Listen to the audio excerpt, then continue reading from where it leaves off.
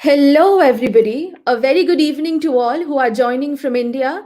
And if you're joining from somewhere outside of India, good morning or good afternoon. I am Bidisha Bhattacharya, Growth Manager of ScrollStack. Welcome to our fifth ScrollStack Academy Masterclass on how social media impacts our work. Our last masterclass focused on city photography, where Gopal Sukumara shared some fantastic tips and tricks on how to get started with photo blogging and the process involved in documenting and using images to tell stories. So, if you haven't checked it out, please do visit our YouTube channel or Facebook page where you will find all our masterclass videos. ScrollStack Academy is our initiative to ensure those who are on ScrollStack and also creators around the world as well get to be better at things they are focusing on. For instance, writing, audio, podcasts, business writing, fiction, photography, illustrations, a lot of different topics that we are going to run our masterclasses on. With that, I am really excited to present our masterclass today with Kripa Krishnan on how social media impacts our work. Kripa is working in NYC as a public health professional, being incredibly passionate about both music theory and healthcare. Kripa has always felt a strong sense of gratification which she can utilize to contribute to bridging gaps in the creative industry. Through her initiative, Shedding Light, she dreams to build a platform where you can all appreciate elements of artistry through constructive feedback loops instead of merely liking a post. She focuses on unconventional talent in non mainstream, rather less commercial forms of artistry. In her masterclass, Kripa will take us through journey of shedding light, importance of feedback loops, appreciation and constructive criticism in this time of social media algorithms, likes, views for all forms of artistry, and how to foster collaborations and build a community. So, without further ado, I will hand the floor off to Kripa. And at the end of the session, we will have a Q&A. So, wherever you are following this masterclass, please drop in your questions in the comment section. We've always tried our best in answering most questions in our session. So, we promise to make that happen today as well. With that, Kripa, over to you. Hi guys, thank you so much, Felicia, for that very warm introduction. Very much appreciated. To everyone watching, thank you for your time. Really appreciate that. I am Kripa, and I am currently based in New York City. And today I will be talking about the impact of social media on various industries, and I'll be focusing on the creative industry. So the emphasis will be on the creative industry, but also touch on the healthcare industry, which I am currently working in. So without further ado, I would like to get things started. So the advent of social media channels, coupled with technological advancements, has really enabled many creators of many disciplines to enter their respective industry and sell their content. It has empowered many to start individual and independent businesses across the world. In fact, it has gone from being a space of merely sharing stories and fostering connections to that of an information distribution center. Social media consultancy, management are all full-time jobs now, and most often involves highly specialized roles such as data science analysts to really hone in on the data and use that to actually strategize. On top of this, we have those invested in promotions and outreach. It is important to be aware of all this so you can set the right expectations for yourself. Quick disclaimer, I am not here to offer guidance on how to optimize your viewership or engagement or even beat the current algorithm, but rather how to manage your expectations and how to use social media as a tool to really connect with others and take a more community driven approach to showcase your work and not fear these algorithms, fear lack of views and the general intrinsic hierarchy scale that social media presents. I want to provide you with the data regarding social media and enable you to think beyond social media tools. I want you to understand these algorithms so you don't fall into the trap, pitfalls, and perils of social media.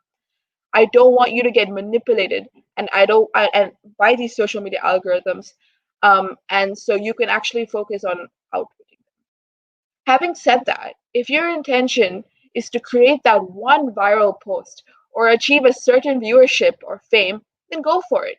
Just make sure you're not confused as to what your initial intentions are. Always remember why you started in the first place and stick to that vision, mission, and goals. Before I carry on, I would like to pose a question for all of you. Think about why you use social media and comment below if you're watching this after or if you're watching it live on what your intention is when you join social media. There's no right or wrong answer, but think about whether your intention is aligned with your current actions, past, present, and future.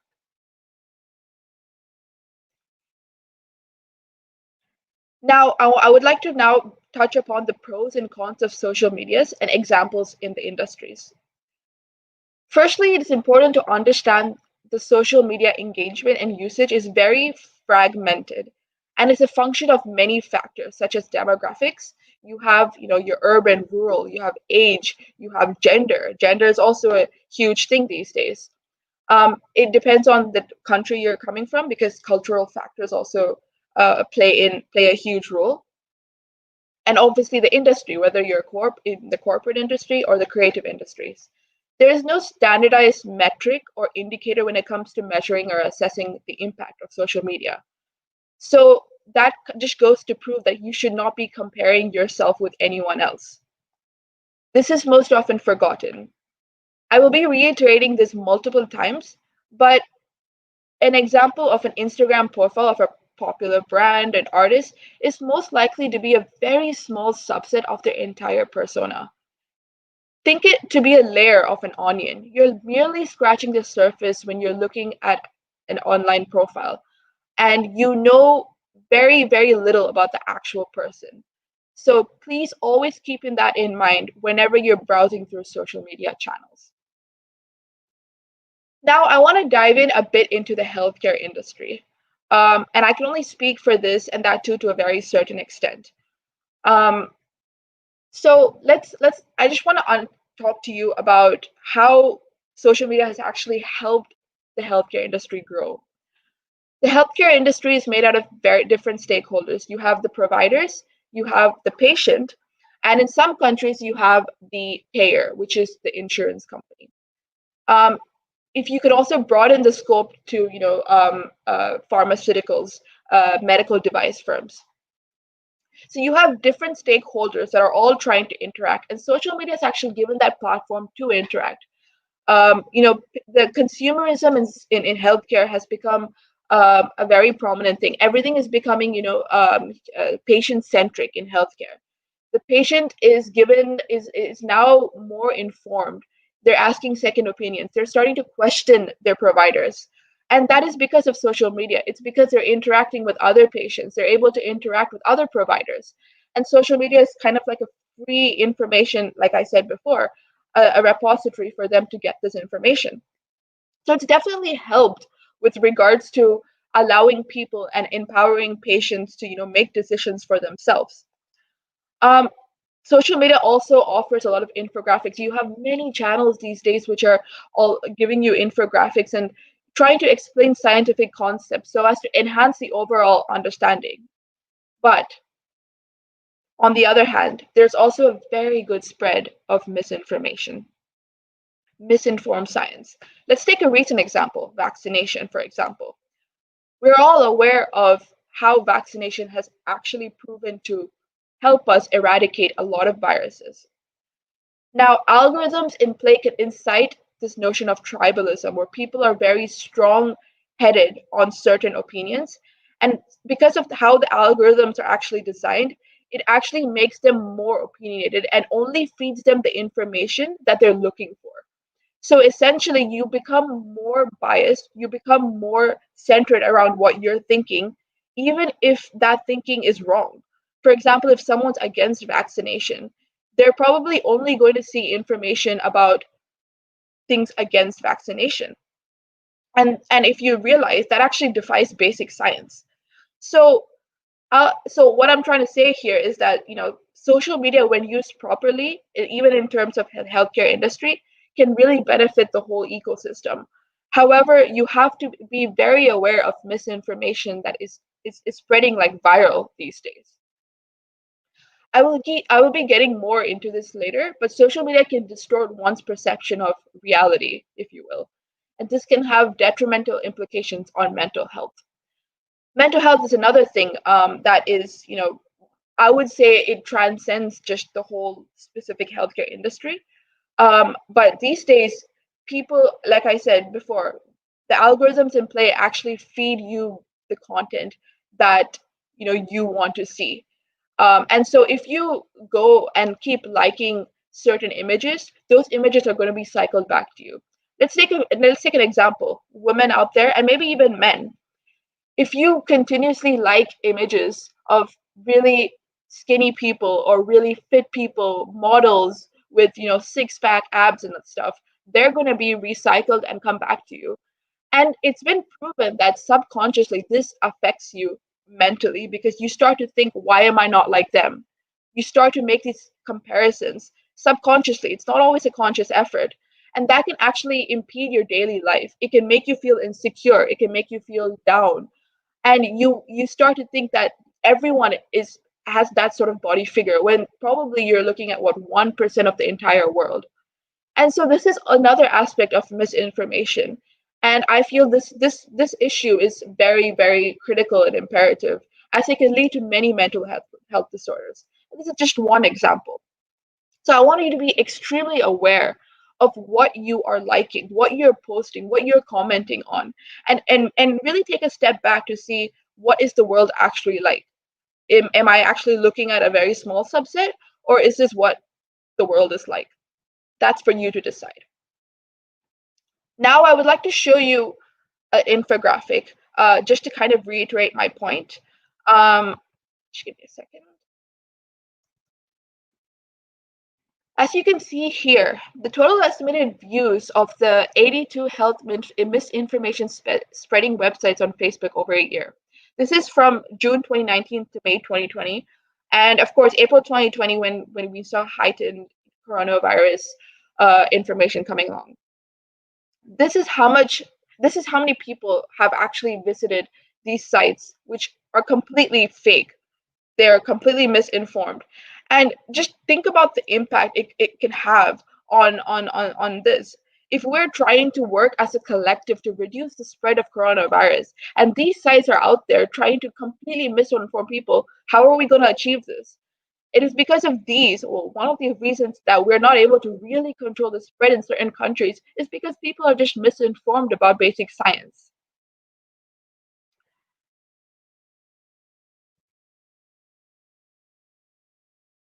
Now, moving on to the creative industry. We see all kinds of artists these days, more mainstream and niche genres. That accessibility is now seamless, especially via data. You don't have to, you're not restricted to a Wi-Fi. So anyone can log in at each time on their mobile phones, on their tablets, anything. And affordability is hardly an issue, with many suppliers offering a range of products. It has become an important asset in everyday life. It's amazing and daunting in a way. There are less barriers to entry, but now there's more choice for consumers, so no more effort needs to be taken to acquire and retain your customer base. I'm going to show you another infographic right now. And I apologize if you can't read the things properly, but this is kind of an example of how the industry has changed in the music industry. As you can see, social media is currently the center of the entire environment, or the ecosystem, as you will, if you will.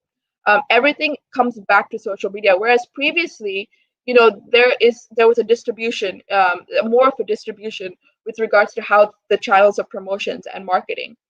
And this can obviously have its pros and cons. I'm not saying one is right or one is wrong, but I'm just wanting to spread awareness of how the model is changing, and how you should align your expectations with that.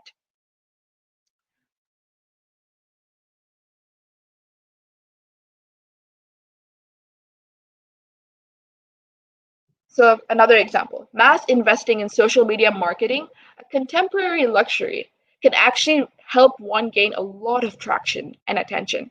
However, this investment comes with an opportunity cost if undertaken by the artist, since that time could otherwise be spent on the actual music and craft.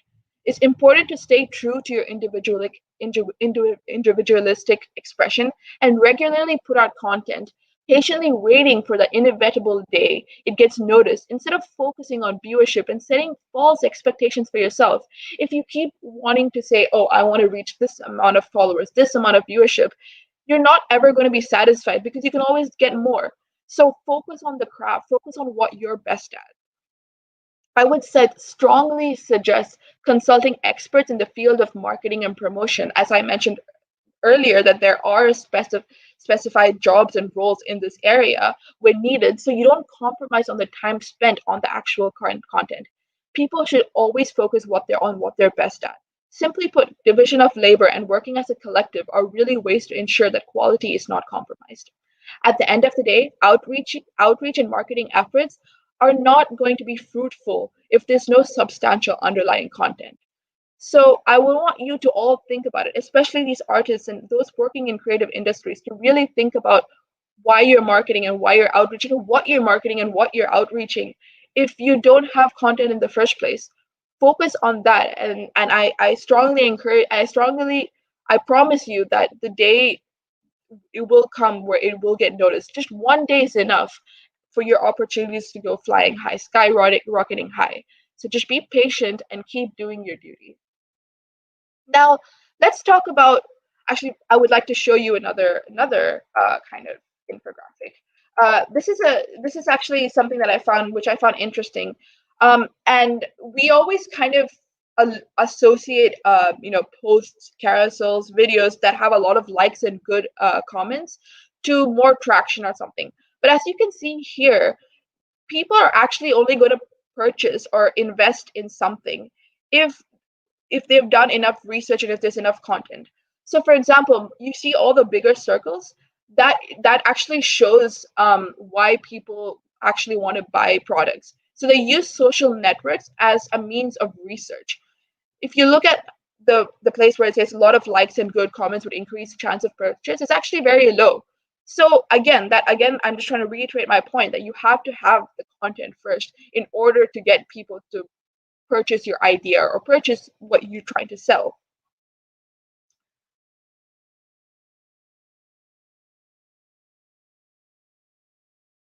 So now I want to move on and talk about influencers, or rather social media verified accounts with a mass following. The word influencer has become so popular and, in my opinion, extremely ambiguous. Are influencers merely those with verified accounts, or are they those that have more X number of followers, or are there people just genuinely trying to make an impact? These days, people can monetize on digital platforms through brand deals, for example, and make it a full-time job. Having said that, not everyone can actually achieve this. Another question for you guys, and please comment below. Do you find yourself liking posts because they're just a famous celebrity? Does every celebrity, when they post something, do they just get an automatic like from you? Um, and I want actually to, if you're not aware of this, open your eyes to a little something. But a lot of influencers are actually paid hefty sums to even put a post. Celebrities that have 500K or plus, for example, Instagram post, they're paid about like $2K.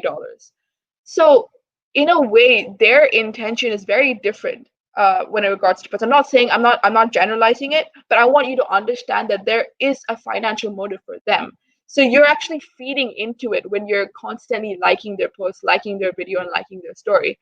Whereas people below this margin don't have that financial incentive. So why can't we shift our attention or shift our appreciation to them, so we can also work as a collective and empower those who might not be in this range.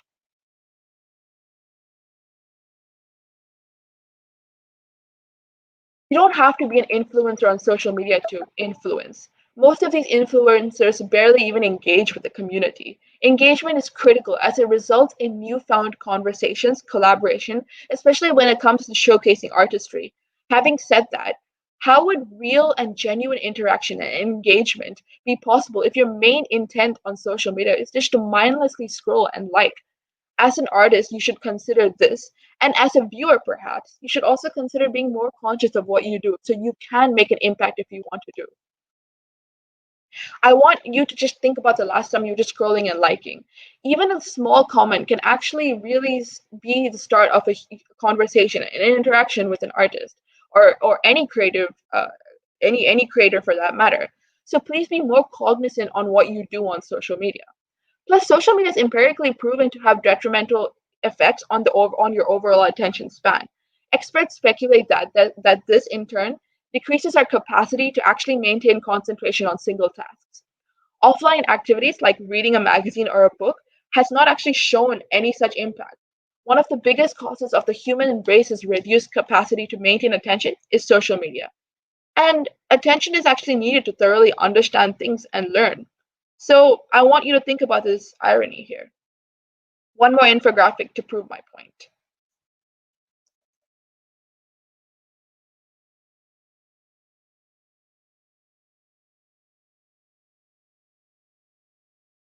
Um, yeah. Um, I might not have an infographic there. Sorry about that. But I will get back to you guys later offline after this um, to prove my point about attention span. So moving on. So how can we leverage social media to foster genuine and sustainable relationships as opposed to transactional one and really unearth talent? Well, I can talk to you a bit about my experience and what I have been doing recently. By undertaking manual research, and that is going to Wikipedia pages, scrolling down, and really looking to see who are the producers, who are the instrumentalists, who are the orchestrate, who is involved in the orchestra, or rather, who are the women behind the scenes, or who's trying to like build an instrument and innovate in that space. I have found so many artists around the world disrupting the scene who do not actually subscribe or maybe even know about social media as a means of distributing their content. I recently came across many people in Europe and Argentina and all these amazing creators who are usually restoring ancient instrumentation and using conventional scales to play them. And it was just eye-opening to see what is out there. Have been talking to a lot of score writers who invest a lot of time, but we don't actually understand. We don't actually really value the importance of score writing. It's kind of conspicuous by absence because when you're watching a film, it's so important. It's in the background, but we sometimes pay more attention to the songs and lyrics. And also, I've also got to know about the power of music and healing, and having all these philosophical implications, like using music to do yoga, for example, and how it can alter certain states of consciousness. It's creators like this who are actually trying to make an impact. Recently, I arranged a gig with a few artists, and it was really interesting because they played a scale, or for those who are more acquainted with this term, rag, in different instruments that sound extremely different. And it was really like challenging the notion of the rag and the emotion that it should evoke. There's so much to learn, and it just fueled my curiosity. And these people are not very active on social media, but just a small appreciation really brightened their day. And getting more people to see their work, it really helps them. And I'm still in touch with all of them, and it still to this very day, we exchange ideas and we try to collaborate, and it really serves as a great mechanism to really hone in on unconventional talent. For example, people who are really trying to question things, but actually what like push beneath the layers of social media and its algorithms. And now I want to actually talk a bit about the algorithms, so you could be cognizant of these loopholes. So as I mentioned before, a lot of these social media algorithms actually work by they're actually trying to attack your subconscious, basically. So basically, if you like a post, comment on a post, or anything, it registers that information and feeds that same to you. It basically predicts what you want to see. And some people are aware of that, some people are not aware of that. And this can actually give rise to this concept known as an echo chamber, where you're only fed, like I mentioned before, with information that you want to see. Now, I'm going to give a reference, right? I'm going to give an example of the American election. You have a Democrats, you have Republicans. Now, if you're a very strong Republican, the social media is designed in such a way that it's going to only give you articles where it it praises Republicans and it probably condemns Democrats. And so you start to develop this polarized mindset, this close-minded set, and you get very emotional about it. And this emotional appeal is what social media is trying to induce in you. So you become steadfast and you become more engaged with these posts. So you have to be aware of that when you're actually looking at the posts on social media. Here's an example of what I'm trying to say.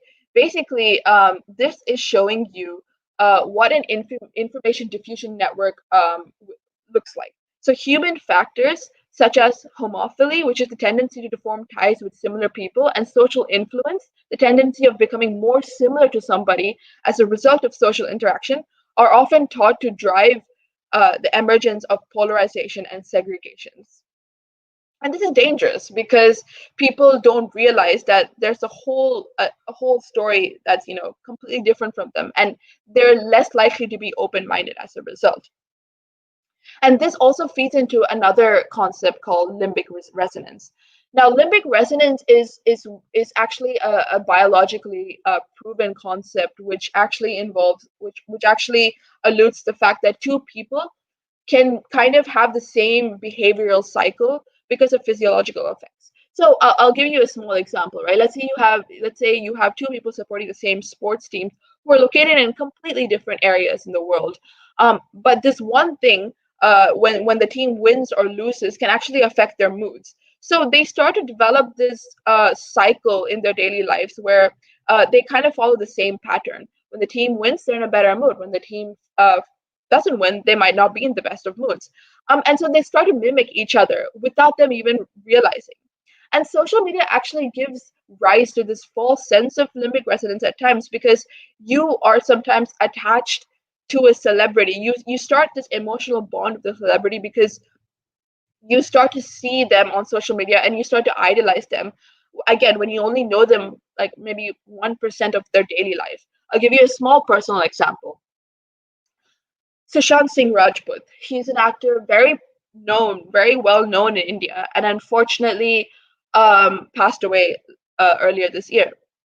I had a few interactions with him on social media, and it really affected me. I almost shed tears, and I don't even know him. He doesn't know me, and sometimes it had affected me more than it actually affected me with regards to some of my close family members who had passed away. And I started to question that. Why is it that? And it's probably because of this whole concept of limbic resonance, where social media is feeding you this life of a person which is not accurate, and you start getting obsessed and attached with that. And you can kind of see how that can actually affect your mental health and how you perceive information on social media and how it distorts your perception of what reality is. So think about how it's impacting your work right now when you are kind of made to emotionally feel a certain way about these posts and things you're seeing in the social network.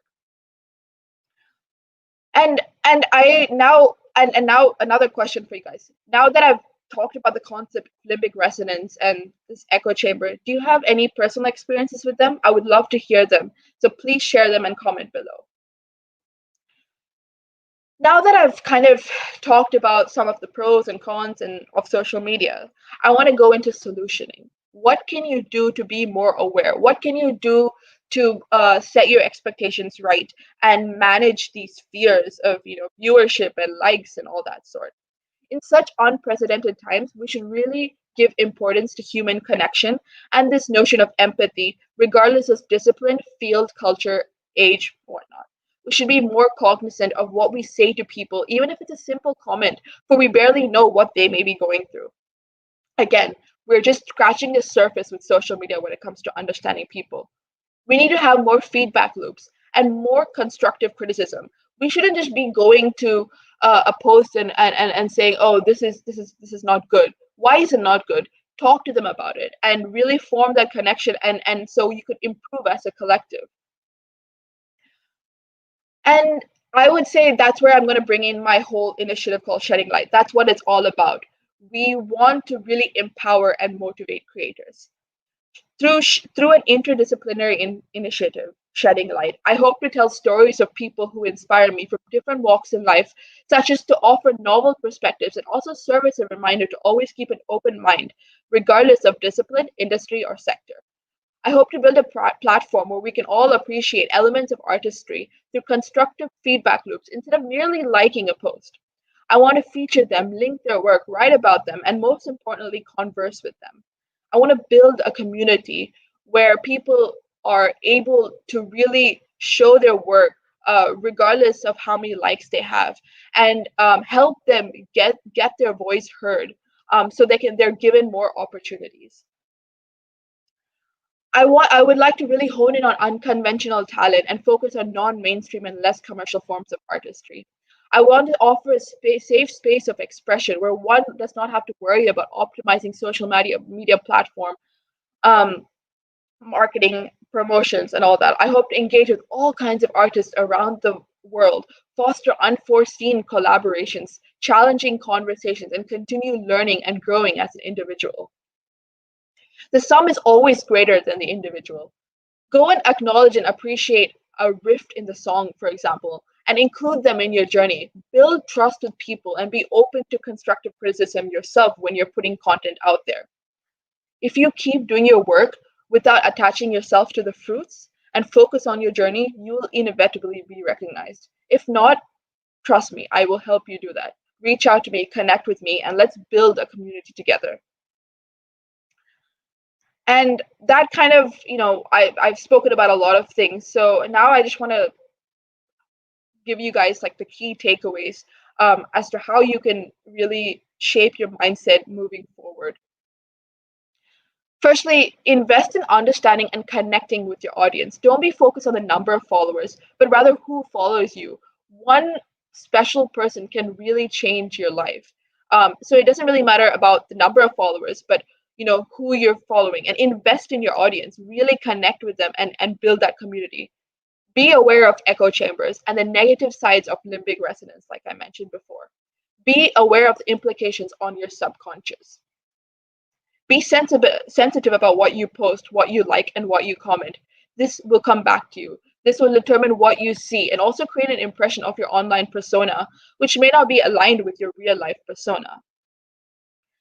Consciously be aware of your attention span. Are you not able to focus on something? And if you're not, take more initiative and effort to change that. Go read an article and focus on that article, and try to understand the nuances of things. Stop and try to expand your learning, your knowledge, and be aware when you only know something partially. Use other social media channels and don't just focus on like Instagram because it's easy and interactive. There's so many other social media channels, so many other types of audiences out there that you could really interact with. So don't be too focused on one stream or one channel.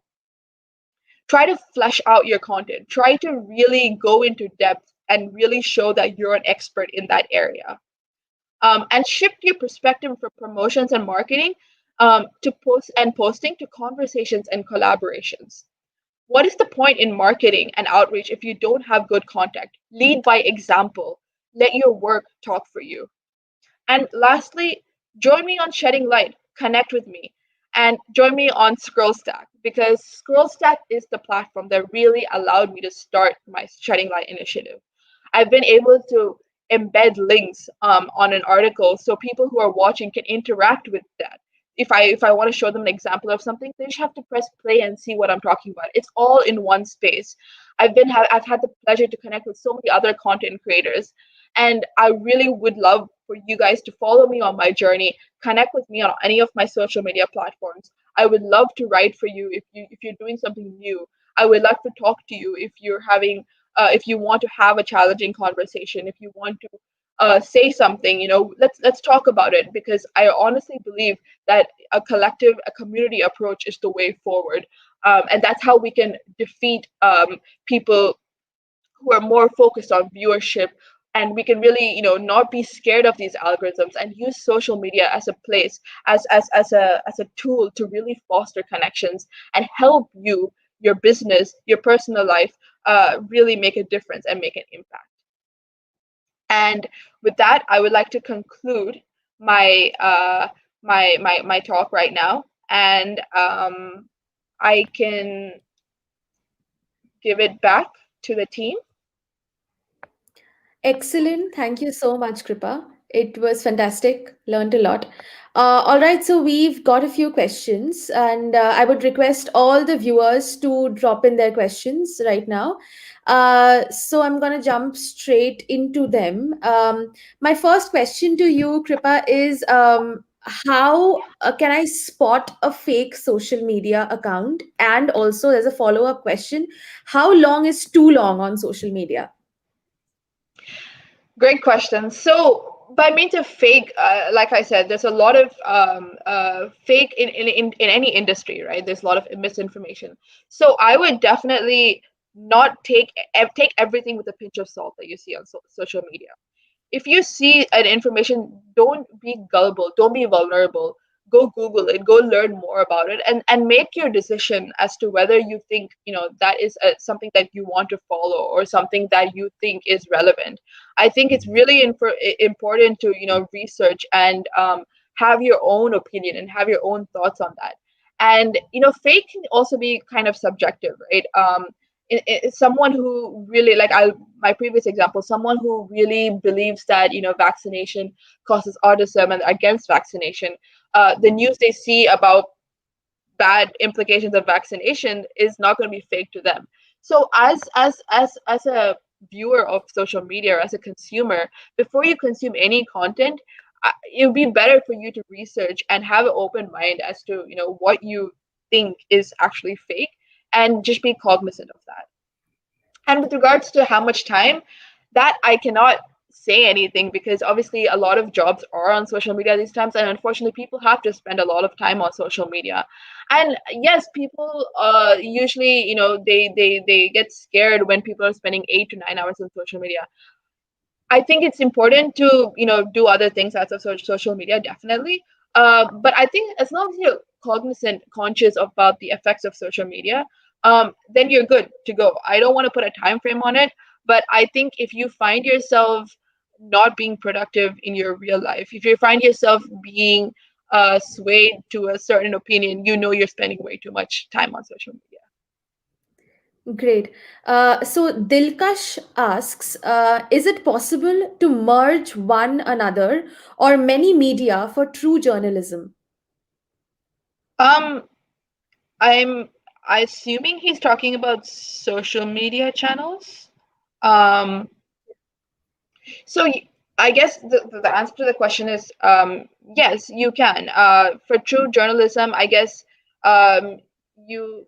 So I'm just wanting to ask: is possible to merge one or another or many media for true? Okay, I'm gonna assume that he's talking about different social media channels, and correct me if I'm wrong. But I think that's the best way forward. You need to have a variety of sources in order to write something. You need to get a different opinions. In Instagram, you're probably going to get more visual content. In LinkedIn, you're probably going to get more full-fledged articles. And so you need to offer your audience a diverse range of things. Some people are like visual learners, some people need to read things, some people need to listen.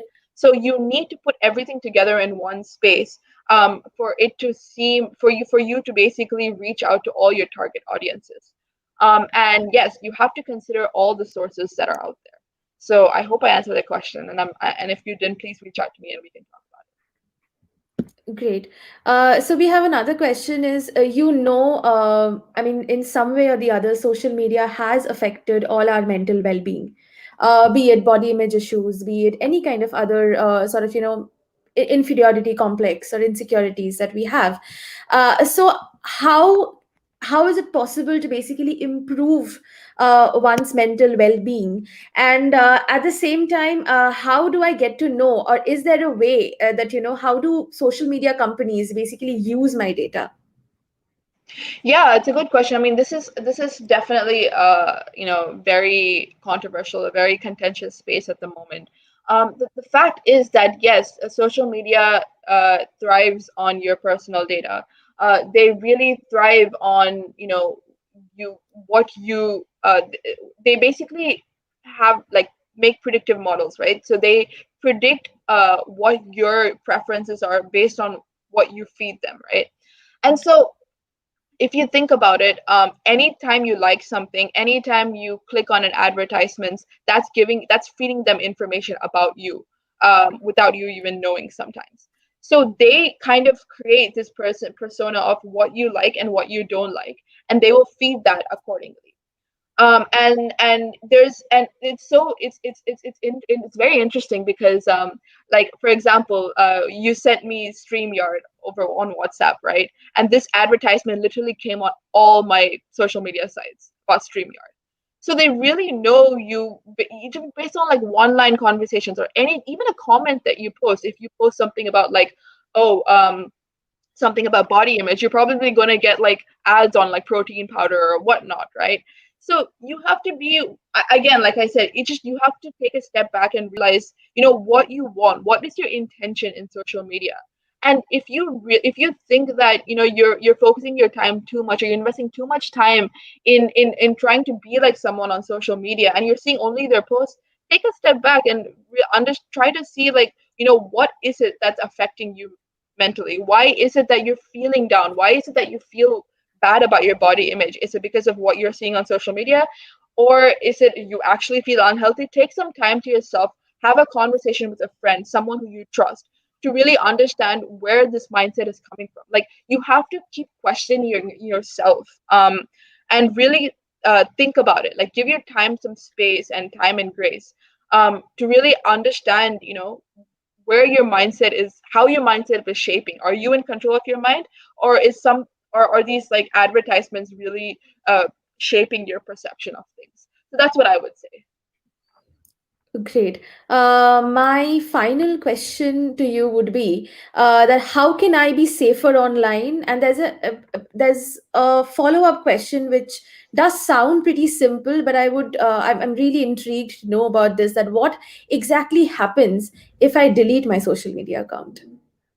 Okay, so the first question, I'm sorry, the first question was how to be How safe can on I be social more media. safer online? Yeah, right, right. I think with regards to being online, I think what I would really recommend from personal experience is um, try to